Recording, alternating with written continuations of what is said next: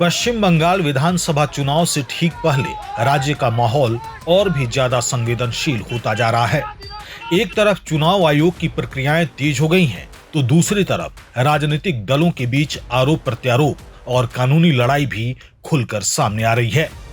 इसी बीच आज SIR यानी स्पेशल इंटेंसिव रिवीजन की पहली सप्लीमेंट्री वोटर लिस्ट जारी होने जा रही है, जिसने सियासत में हलचल और बढ़ा दी है।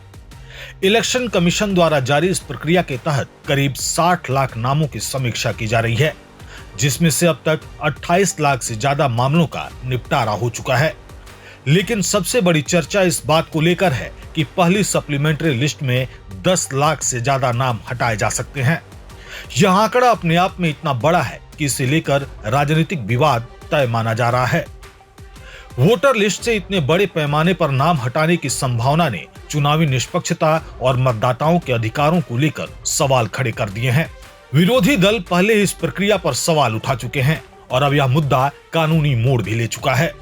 चुनाव आयोग के प्रशासनिक बदलावों के खिलाफ कलकत्ता हाईकोर्ट में एक जनहित याचिका दायर की गई है, जिस पर सुनवाई होनी है। इस सुनवाई पर भी सभी की नजरें टिकी हैं, क्योंकि इसका सीधे असर चुनावी प्रक्रिया पर पड़ सकता है।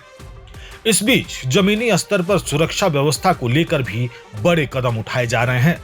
नंदीग्राम, जो पहले भी चुनावी हिंसा और टकराव का केंद्र रहा है, वहां आज सुबह से ही केंद्रीय बलों की मौजूदगी में बड़े पैमाने पर रूट मार्च किया गया।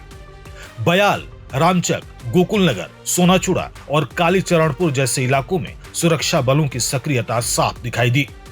इस दौरान जिला पुलिस अधीक्षक अंशुमान साहा और स्थानीय थाना प्रभारी खुद मैदान में उतरकर लोगों से संवाद करते नजर आए। उन्होंने मतदाताओं को भरोसा दिलाया कि इस बार चुनाव पूरी तरह सुरक्षित माहौल में कराया जाएगा और किसी भी तरह की गड़बड़ी को बर्दाश्त नहीं किया जाएगा। दूसरी तरफ राजनीतिक मोर्चे पर भी गतिविधियां तेज हैं। ISF आज अपनी उम्मीदवारों की सूची जारी कर सकती है, जिससे चुनावी मुकाबला और दिलचस्प होने की संभावना है।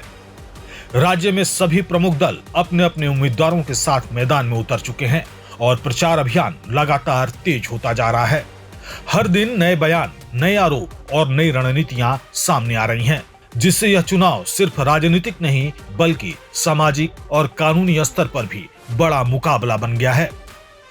कुल मिलाकर एक तरफ वोटर लिस्ट को लेकर उठता विवाद, दूसरी तरफ अदालत में चल रही सुनवाई और तीसरी तरफ जमीन पर सुरक्षा बलों का शक्ति प्रदर्शन, ये सभी संकेत दे रहे हैं कि पश्चिम बंगाल का यह चुनाव सामान्य नहीं होने वाला।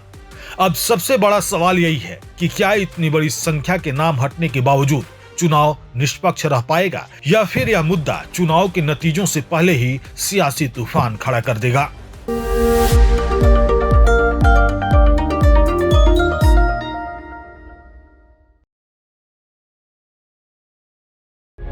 प्रभातखबर.com, विश्वास वही, रफ्तार नहीं।